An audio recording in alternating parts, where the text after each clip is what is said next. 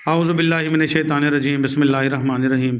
आज हमने पढ़ना है बेटा हमारा second year pharmacy technician category B part second के जो लेक्चर हैं। आज हमने पढ़ना है social behaviour law and ethics की जो बुक है, पेज नंबर 27 से आज हमने पढ़ना है गवर्नमेंट एनालिस्ट और इंस्पेक्टर्स क्या होते हैं। ये पिछले लेक्चर्स में जो इससे पिछले लेक्चर अगर किसी ने नहीं सुने तो वो सुन सकता है बेटा। तो गवर्नमेंट के जो तज्ज़ियाकार हैं और इंस्पेक्टर हैं वो कैसे गवर्नमेंट में आ सकते हैं और को कैसे गवर्नमेंट उनको जो है वो उनको ड्यूटी उनके असाइन कर सकती है। ये जो इंस्पेक्टर बनते हैं या एनालिस्ट बनते हैं ना, ये पहले से ही गवर्नमेंट मुलाजम होते हैं। तो गवर्नमेंट उन्हीं मुलाजमीन में से किसी एक को उठा के एनालिस्ट यानी तज्ज़ियाकार या जो इंस्पेक्टर है वो लगा सकती है। तो पढ़ते हैं बेटा। द फेडरल गवर्नमेंट उसको कहते हैं जो पूरे मुल्क पे हुकूमत करती है, उसको फेडरल गवर्नमेंट कहते हैं। एक होती है सूबाई गवर्नमेंट, वो सूबे की होती है। फेडरल गवर्नमेंट होती है पूरे मुल्क की। तो बेटा ये फेडरल गवर्नमेंट और प्रोविंशियल गवर्नमेंट क्या होती है? सूबाई गवर्नमेंट। ये मे का मतलब होता है कर सकती हैं। बाय नोटिफिकेशन जारी करेंगी इन द ऑफिशियल गज़ट में। एक इनका बेटा गज़ट होता है, उसमें नोटिफिकेशन देंगी। अपॉइंट सच अ पर्सन, ऐसे किसी भी शख्स को जो है वो नौकरी देंगी, उसको ड्यूटी पे लगा देंगी गवर्नमेंट एनालिस्ट के तौर पर। एज इट थिंक्स फिट, जो कि गवर्नमेंट सूबाई भी और वफाकी गवर्नमेंट दोनों इसको फिट समझेंगी, उसकी ड्यूटी लगा देंगी। हैविंग द प्रेस्क्राइब्ड क्वालिफिकेशंस, जिसकी जो तालीम होगी वो जो प्रेस्क्राइब्ड होगी, उसमें जो उन्होंने नोटिफिकेशन जारी किया था उसके मुताबिक होगी। To be the federal government analyst, और उनको फेडरल गवर्नमेंट एनालिस्ट के तौर पे वो ड्यूटी लगा देंगे उसकी। आर एज द केस में बी प्रोविंशियल गवर्नमेंट एनालिस्ट, या उसको सूबाई गवर्नमेंट एनालिस्ट भी लगा सकते हैं। प्रोविंशियल भी लगा सकते हैं, प्रोविंशियल हो गया सूबाई, और फेडरल विफाकी दोनों लगाया जा सकता है। फॉर सच एरियाज़, कुछ ऐसे एरियाज़ के लिए। And in respect of such drugs, या किसी ख़ास दवा के तहत। आर क्लासेस ऑफ ड्रग्स, या कुछ दवा की जो कुछ क्लासेस हैं, भाई आपने फ़लाँ दवाई चेक करनी है और ज़्यादा चीज़ें चेक नहीं करनी। एज में B specified in the notification, जो कि उस नोटिफिकेशन में ख़ास लिखी गई होती हैं। जैसा कि बेटा आप बी कैटेगरी कर रहे हो, आपको कुछ 10-12 मेडिसिन ऐसी हैं आपको रखने की इजाज़त नहीं है, और कुछ ऐसी मेडिसिन है जो ए कैटेगरी वाला जो डॉक्टर ऑफ फार्मासिस्ट होता है उसको रखने की इजाज़त होती है। तो ये जो गवर्नमेंट एनालिस्ट हैं, जो गवर्नमेंट लगाएगी इनको, तो उनको कह देगी कि ये 12 मेडिसिन आपने चेक करनी है, कि जो बी कैटेगरी वाले और लाइसेंस है जिनके पास, उनके पास मौजूद नहीं होनी चाहिए। तो ये जाके फेडरल गवर्नमेंट या प्रोविंशियल गवर्नमेंट के जो एनालिस्ट होंगे, तज्ज़ियाकार, ये ऐसी अद्वियात का तज्ज़िया करेंगे। Provide that no person who has any financial interest, और ये मुहैया करेंगे कि कोई भी शख्स ऐसा नहीं है जिसके फिनेंशियल इंटरेस्ट होंगे इन द मैन्युफैक्चरर, दवा साज के साथ। इंपोर्ट, दवा बाहर से अंदर घर या दूसरे मुल्क से मंगवाने में। एक्सपोर्ट, दवा बाहर भेजने में। और सेल ऑफ ड्रग्स, या दवा के बेचने में कोई इंटरेस्ट ना हो, ऐसा शख्स होगा ये, ठीक है। शैल बी सो अपॉइंटेड, तो ऐसे शख्स को अपॉइंट करेंगे। यानी कि ऐसा शख्स ना हो कि खुद की उसकी दवाई की फैक्ट्री हो, वो तो जाके चेक ही नहीं करेगा, वो कहेगा हाँ बिक रही है ना, मेरी दवाई की फैक्ट्री है, मैं मैन्युफैक्चरर हूँ, ठीक है। या कोई ऐसे मफाद हो, उसके दवाई बाहर से मंगवा के बेचता हो या अपनी दवाइयाँ बाहर भेजता हो, तो ऐसा इंटरेस्ट नहीं होना चाहिए। ऐसे शख्स को फेडरल गवर्नमेंट या प्रोविंशियल गवर्नमेंट जो है वो ड्यूटी पर लगाएगी, अपॉइंट करेगी, ठीक है। तो वो क्या होगा आपका एनालिस्ट, गवर्नमेंट एनालिस्ट, ठीक है। Provided further that a person serving under the federal government और अनदर प्रोविंशियल गवर्नमेंट, और ये भी मज़ीद देखा जाएगा कि वो शख्स पहले से नौकरी कर रहा है वफाकी गवर्नमेंट के अंदर या सूबाई गवर्नमेंट के तहत। Shall not be so appointed without a previous consent of the government, तो उसको भी तब तक अपॉइंट नहीं करेगी जब तक वो अपनी पहली गवर्नमेंट की जो सर्विस है उससे इजाज़तनामा ना ले ले। कंसेंट का मतलब क्या होता है? इजाज़तनामा। तो ये सारे बेटा रूल हैं। तो ये अगर इसमें मरूजियाँ बन सकती हैं, आपको पता होना चाहिए कि ये सूबाई भी लगा सकती गवर्नमेंट और प्रोविंशियल भी लगा सकती, लेकिन पहले जिस इदारे में वो काम कर रहा था उससे इजाज़त लेना ज़रूरी है। और ये भी ज़रूरी है कि उसका कोई ज़ाती मफाद भी ना हो, ये ना हो कारोबारी बंदा और दवाई का लेन देन का कारोबार करता हो और उसी को गवर्नमेंट ने लगा दिया, वो तो अगला खुली छूट दे देगा, वो कहेगा भाई बेचो कुछ नहीं होता, मैं सर पर बैठा हूँ, ठीक है, क्योंकि उसके खुद के इंटरेस्ट होंगे। तो ये था गवर्नमेंट एनालिस्ट, गवर्नमेंट तज्ज़ियाकार, कैसे गवर्नमेंट लगाएगी, ये तमाम चीज़ों की निगरानी करके। फिर आ जाएगा इंस्पेक्टर्स भी बेटा सेम क्वालिटीज़ होंगी उसकी भी, जो मैंने ऊपर पढ़ाई हैं कि वो भी गवर्नमेंट सूबाई भी लगा सकती है, वफाकी भी लगा सकती है, उसके भी कोई इंटरेस्ट ना हो और पहले जहाँ जॉब कर रहा है तो उनसे इजाज़तनामा भी लेना ज़रूरी है। तो इंस्पेक्टर की और जो एनालिस्ट है दोनों का जो है क्राइटेरिया या क्वालिफ़िकेशन सेम होनी चाहिए। ठीक है, ये हम पढ़ते हैं, देखना वो सेम ही है वही। बस ये है कि गवर्नमेंट कहेगी कि सेम क्वालिटी वाला बंदा है इसको आप एनालिस्ट लगा लो, और ये भी सेम क्वालिटी वाला बंदा है इसको आप इंस्पेक्टर लगा दो, दोनों की क्वालिफ़िकेशन सेम होंगी। द फेडरल गवर्नमेंट और अ प्रोविंशियल गवर्नमेंट में भी notification in the official gazette. Official gazette में सूबाई हुकूमत या वफाकी वही सेम लाइनें हैं बिल्कुल, एनालिस्ट वाली इंस्पेक्टर में भी सेम लाइनें हैं। गजट में नोटिफिकेशन देगी, appoint such a person as it thinks fit, और ऐसे शख्स को ही अपॉइंट करेगी, नौकरी पर रखेगी जो वो समझेगी कि ये फिट है इस काम के लिए। हैविंग द प्रेस्क्राइब्ड क्वालिफिकेशन, और जो उसमें लिखी होंगी उसकी क्वालिफिकेशन भी सेम वही होगी। टू बी फेडरल इंस्पेक्टर, उसको फेडरल इंस्पेक्टर लगाएगी, और सच एज द केस में भी प्रोविंशियल इंस्पेक्टर्स, और हो सकता है उसको सूबाई इंस्पेक्टर भी लगा दे। For the purpose of this act, और इस मकसद के लिए within such local limits, कुछ लोकल लिमिट्स उसको दे देगी, as it may assign to them respectively, जो इनको नौकरी पे लगाया जाएगा कि आपने फ़लाँ काम करना है, वो उनको एक काम दे दिया जाएगा और उसकी लिमिट होगी, उस लिमिट में रह के उसने काम करना है, सूबाई इंस्पेक्टर ने या वफाकी इंस्पेक्टर ने। और सेम अगली लाइनें भी वही हैं, provided that no person has any financial interest, कोई ऐसा शख्स जिसका कोई जो है रुपए पैसे का मफाद ना हो, इंटरेस्ट ना हो इन मैन्युफैक्चरर दवा साज के साथ, इंपोर्ट जो दवाइयाँ बाहर से मंगवा के बेचते हैं उनके साथ, एक्सपोर्ट जो दवाइयाँ बाहर भेजते हैं उनके साथ, और सेल ऑफ एनी ड्रग या दवा के बेचने के साथ कोई इंटरेस्ट ना हो। ठीक है, शैल बी अपॉइंटेड, ऐसे शख्स को नौकरी पर रखा जाएगा। Provided further that a person serving under the federal government, और ऐसा शख्स जो फेडरल गवर्नमेंट के अंडर काम कर रहा था पहले से, और अनदर प्रोविंशियल गवर्नमेंट या किसी भी सूबाई गवर्नमेंट के तहत काम कर रहा था, shall not be so appointed, उसको तब तक नहीं रखा जाएगा without the provision consent of the such government, कि जब तक वो अपनी पहले वाली गवर्नमेंट से इजाज़तनामा नहीं ले आएगा। तो इंस्पेक्टर की और इनकी जो है क्वालिफ़िकेशन जो है बेटा वो सेम थी, और सेम क्राइटेरियाज थे। तो जो एनालिस्ट है उसको कुछ दवाइयों के लिए लगाया जाएगा कि आपने फ़लाँ दवाइयाँ देनी है, देखनी है, चेक करनी है कि कोई गलत तो नहीं बेच रहा, 2 नंबर तो नहीं बेच रहा, मिलावट वाली तो नहीं बेच रहा, और जिनको इजाज़त नहीं है कहीं वो तो नहीं बेच रहे, वो काम है एनालिस्ट का। और जो इंस्पेक्टर है, इंस्पेक्टर का काम है कुछ उसको कवानीन दे दिए जाते हैं, उसके तहत उसने काम करना होता है और इंस्पेक्शन करनी होती है। तो अब आ जाएगा बेटा पावर ऑफ इंस्पेक्टर। इंस्पेक्टर की पावर्स क्या क्या हैं, ये आज हम पढ़ेंगे इसी लेक्चर में। Subject to the provision of section 19 and of any rules made in this behalf. ये ड्रग रूल जो 19 है बेटा, इसके तहत कुछ अद्वियात हैं जो आप नहीं बेच सकते, तो उनके ख़िलाफ़ जो इंस्पेक्टर जो है वो आपकी जो लेबॉर्ट्री है वो सीज़ कर सकता है। और वो अद्वियात कोई भी बंदा ये नहीं कह सकता कि दवाई के अंदर क्या क्या था मुझे पता नहीं था तो इसलिए मुझे माफ़ी दे दें, ये दवाई आई कैसे है या मंगवाई किसने है, तो ये नहीं कह सकता। तो ये क्या करेगा, सेक्शन 19 के तहत जो इंस्पेक्टर है उसको अपना लागू करवाएगा। And of any rules made in this behalf, और जो भी कवानीन इस बिहाफ में बने हुए हैं उनको लागू करवाना इंस्पेक्टर का काम है। एज इंस्पेक्टर में इंस्पेक्टर कर सकता है with in the local limits, local limits में भी रह सकता है, for which he is appointed, जहाँ उसको अपॉइंट किया गया। जैसे कुछ होते हैं जैसे तहसील लेवल पे हो गए या ज़िले लेवल पे हो गए, तो उसकी लिमिट है, उसी ज़िले में ही काम करना, उसने उस ज़िले से बाहर जाके काम नहीं करेगा, या जिस तहसील में अपॉइंट कर दिया है उसकी लोकल लिमिट्स हैं वो।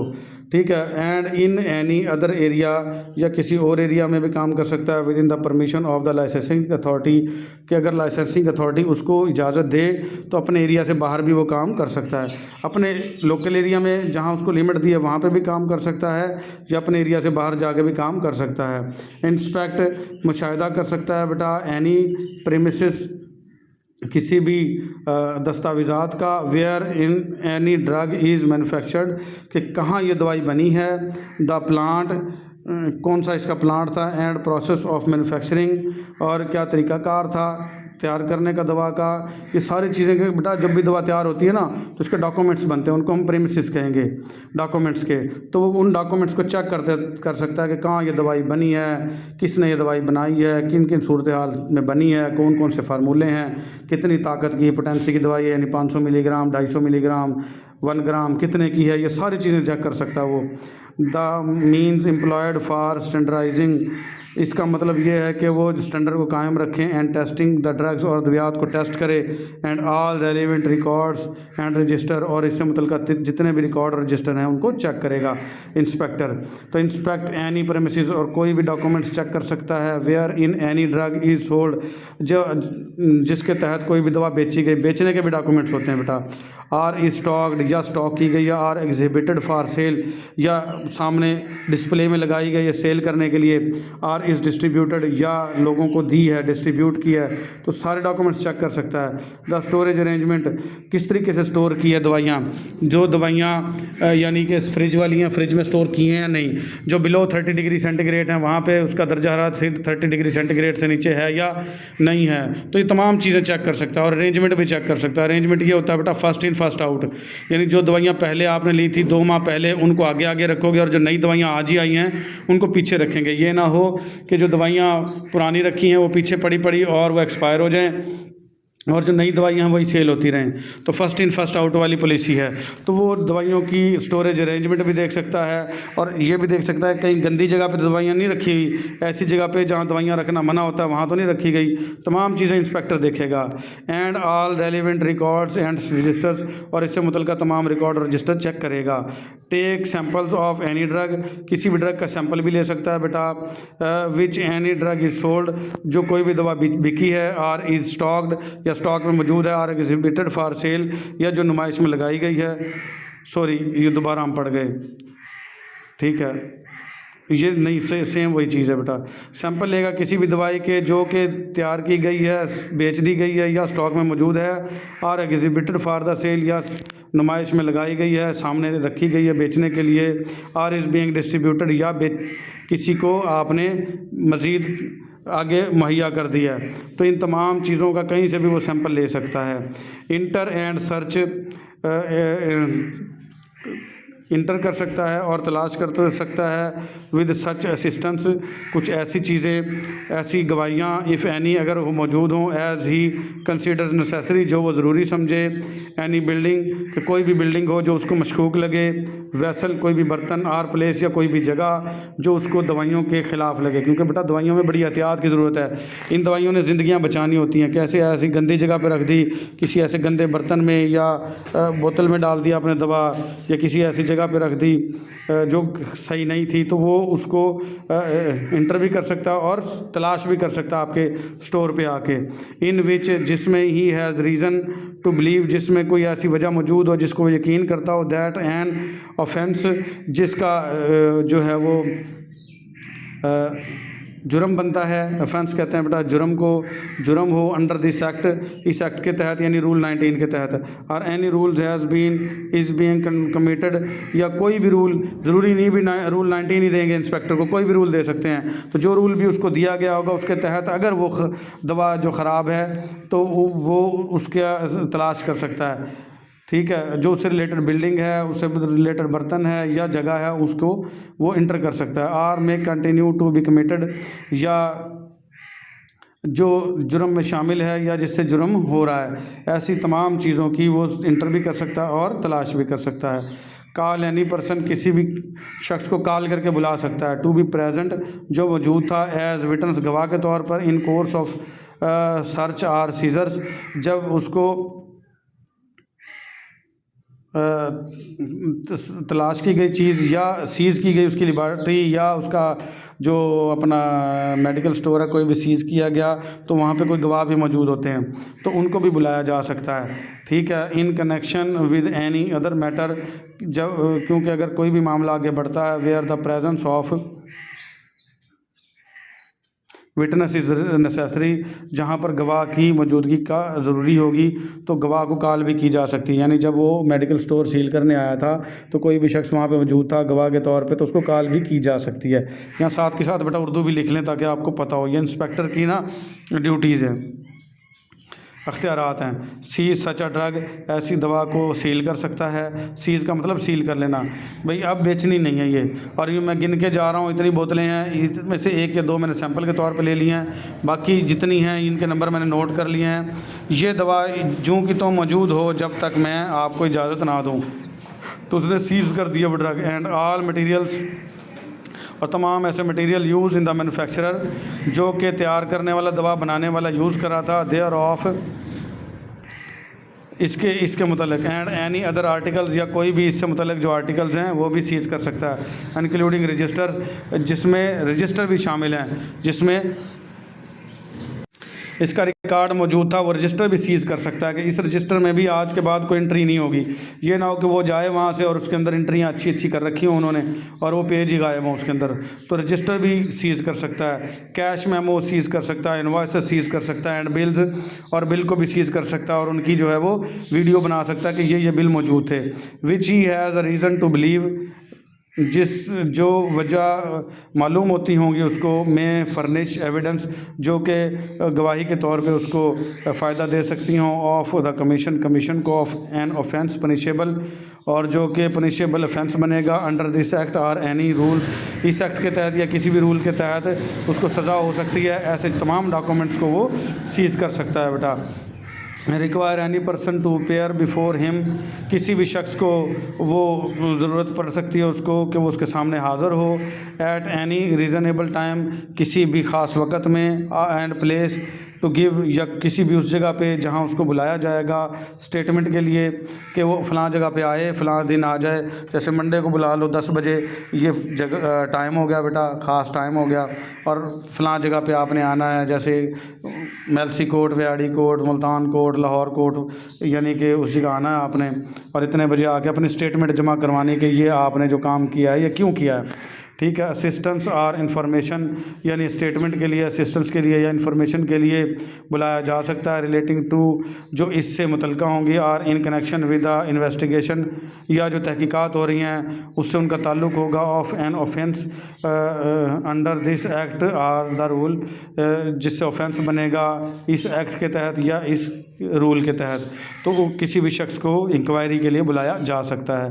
Provided that the exemptions under section 132 and 133, 132 और 133 जो एग्जाम्पशंस एंड रूल की of the code of civil procedure के 1908 के एक्ट वी ऑफ 1908, ये एक्ट है 1908 का, इसके रूल हैं बेटा, सेक्शन है 132 और 133, shall be applicable or requisitions for attendance under this class, तो इसको रिक्वेस्ट की जा सकती है कि वो अटेंडेंस लगवाए, अटेंड हो, लाजमी आए वहाँ जहाँ बुलाया जाएगा इस क्लास के तहत। जिस शख्स की मतलब जो जिस पे केस हुआ है, जिसको उसने चेक किया है, गिल्टी पाया है, उसको बुलाया जा सकता है। Lock and seal any factory, अब ये इंस्पेक्टर का बेटा ये अख्तियार है कि किसी भी फैक्ट्री को भी लॉक कर सकता है या सील कर सकता है, लेबॉर्ट्री को सील कर सकता है, शॉप दुकान को सील कर सकता है, बिल्डिंग को सील कर सकता है, स्टोर हाउस जहाँ पे दवाइयाँ स्टोर की गई हैं, और गोडाउन या गोदाम जिसको कहते हैं उसको सील कर सकता है, और अ पार्ट देयर ऑफ, या जो इसका हिस्सा हो, उन सब को सील कर सकता है।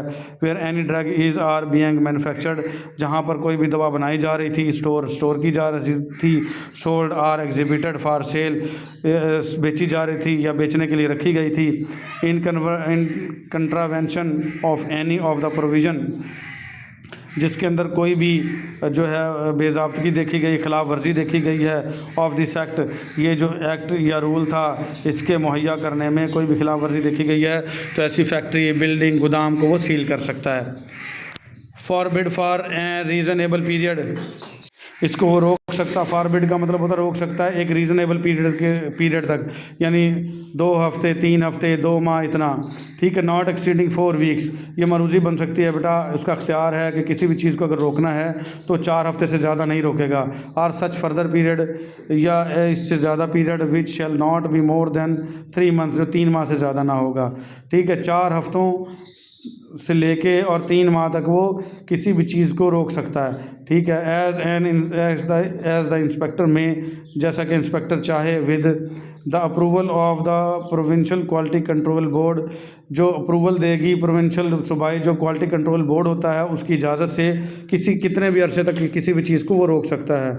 द सेंट्रल लाइसेंसिंग बोर्ड, ये कौन देगा इसको इजाज़त? अप्रूवल क्वालिटी कंट्रोल बोर्ड देगा, या सेंट्रल लाइसेंसिंग बोर्ड देगा, या रजिस्ट्रेशन बोर्ड देगा, और द लाइसेंसिंग अथॉरिटी या लाइसेंसिंग अथॉरिटी देगी ये इसको इजाज़त कि इतने अरसे तक आप इसको रोक दें। एज़ द केस में भी स्पेसिफाई, और इसमें जब जिस तरह का केस होगा या इसकी खसूसियात होंगी। Any person is in charge of any premises, और कोई भी जो इंचार्ज होगा वो कोई भी डॉक्यूमेंट्स लेके आएगा फ्राम रिमूविंग और डिस्पेंसिंग ऑफ एनी ड्रग, या कोई भी दवा मुहैया करने के लिए आर्टिकल या ड्रग एक ही चीज़ होगी। और other thing likely to be use in the evidence of the commission of an offence under this act or rule. कहता है कि कोई भी जो ये आपका इंस्पेक्टर है 2 हफ्ते से लेके 3 माह तक, या उसको ये जो लाइसेंसिंग अथॉरिटी वगैरह है, रजिस्ट्रेशन बोर्ड है, सेंट्रल बोर्ड है, क्वालिटी कंट्रोल बोर्ड है, ये इसकी इजाज़त दें उस डॉक्यूमेंट्स के तहत जो वो उसको मुहैया करेगा कि इसने फ़लाँ बुरा काम किया है, तो मुझे बताएं अब मैं क्या करूं, कितना इसको जुर्माना करूं, या इसकी लेबॉर्ट्री को या इसकी दुकान को सील करूं, या ये दवा जो है इसको कितने अरसे तक इसका बेचना मना कर दूं। तो जितना उसको इजाज़त मिलेगी उन रूल्स के तहत वो उसको रोक सकता है। एक्सरसाइज सच अदर पावर्स, और कुछ दूसरी पावर्स भी हैं उनका इस्तेमाल भी कर सकता है। एज में भी नेसेसरी, अगर वो ज़रूरी होंगी, for carrying out the purpose of this act और एनी रूल, इस मकसद को या इस रूल को अप्लाई करवाने के लिए कुछ दूसरी पावर है उनका भी इस्तेमाल किया जा सकता है। ये बेटा ये एक्ट और रूल आ रहा है बार बार, जो एक्ट और रूल जिसका तहत उसको दे दिया जाएगा इंस्पेक्टर को कि आपने इस रूल के तहत काम करना है, तो वो उसी रूल के तहत रहते हुए अपने सारे काम करेगा।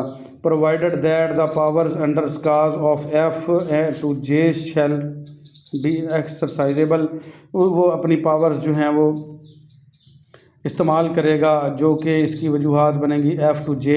ये बेटा उसके कुछ रूल्स हैं, ठीक है। उन शैल बी एक्सरसाइजेबल, वो और जो सज़ाएँ जो होंगी, जो अपनी पावर जो होंगी वो काबिल कबूल भी होंगी। Only by an inspector specially authorise in this behalf, वो जो इंस्पेक्टर जिसको ये पावर्स दी होंगी सिर्फ़ और सिर्फ वही एक्सरसाइजेबल वही कर सकेगा ये पावर्स का इस्तेमाल, बाकी कोई नहीं कर सकेगा। By an order of writing, और ये रिटन में देगा कि मैं ये मतलब उसकी लेबॉर्ट्री सील कर रहा हूँ, ये उसकी पावर है बेटा, उसको किसी दवाई को बेचने से रोक रहा हूँ, ये उसकी पावर है, किसी रजिस्टर को सीज कर रहा हूँ, ये उसकी पावर है, किसी गोदाम को सील कर रहा हूँ, ये उसकी पावर है। और ये जितनी भी पावर हैं जो उसको दी हैं वो रिटन में देगा उसको लिख के कि ये फ़लाँ तेरे साथ काम हमने कर दिया है। By the government appointing him, क्योंकि गवर्नमेंट ने उसको अपॉइंट किया है बेटा और ये पावर दी हैं, सब्जेक्ट टू सच कंडीशंस, और ताकि ये ऐसी तमाम सूरत हाल के साथ वो निपटे। As may be specified in such order, जो कि ख़ास कर दी गई हैं इस ऑर्डर के तहत। Provided further that the power under class H, और फिर उसको मज़ीद पावर मिली हुई क्लास एच के तहत, may be experience in by any inspector, किसी भी इंस्पेक्टर को मिलती हैं, not authorised as aforesaid where the contraventions is of provision which requires a licence to be obtained. तो इसको मज़ीद पावर मिलती है क्लास एच के तहत एज इंस्पेक्टर, ठीक है। इंस्पेक्टर के तहत इसको बेटा ये मिलती हैं, उसको सदर के तौर पे, फोर सेड कहते हैं सदर को, तो सदर के तौर पे ऐसी उसको अथॉरिटी नहीं मिलती जहाँ पर कोई भी जो खिलाफ वर्जी हो रही हो, जहाँ पर उसको लाइसेंस की ज़रूरत पड़े, to be obtained for the manufacturer, दवा साज को स्टोर करने के लिए, और सेल ऑफ ड्रग, या ड्रग को सेल करने के लिए, तो उसको लाजमी तौर पर वो जो है वो अपनी पावर का इस्तेमाल करना है यहाँ पे। The provisions of the code of criminal procedure, ये लाजमी जो है कोई भी क्रिमिनल प्रोसीजर अगर होगा उसका, उसके ऊपर केस वगैरह चलेगा तो उसको कोड देगा, कोई भी फ़लाँ कोड है इसका, ठीक है। और ये 1998 में कोड वगैरह बनाए गए थे एक्ट वी 1998 में।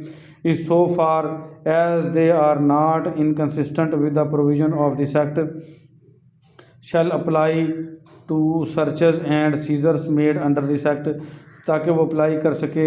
कोई भी चीज़ को तलाश करना, उसने जाके किसी भी लेबॉर्ट्री में, किसी भी स्टोर में, किसी भी दुकान में, किसी भी गोदाम में जाके अब गलत चीज़ें तलाश करनी हैं और उनको सीज़ करना है। और वो जो भी सीज़ करना है तो उसको ये जो अख्तियारात किसने दिए हैं, सूबाई गवर्नमेंट ने दिए हैं या फेडरल गवर्नमेंट ने दिए हैं। और ये रूल कौन सा है, 1998 का, ठीक है। और ये कोड जारी करेगा उसको इंस्पेक्टर। तो ये इंस्पेक्टर की बेटा ड्यूटीज़ थी। प्रोसीजर फॉर इंस्पेक्टर ये तरीक़ाकार कैसे करेगा वो हम पढ़ेंगे अगले लेक्चर में। आज के लिए हमारा इतना ही, मिलेंगे अगले लेक्चर में। अल्लाह हाफ़िज़।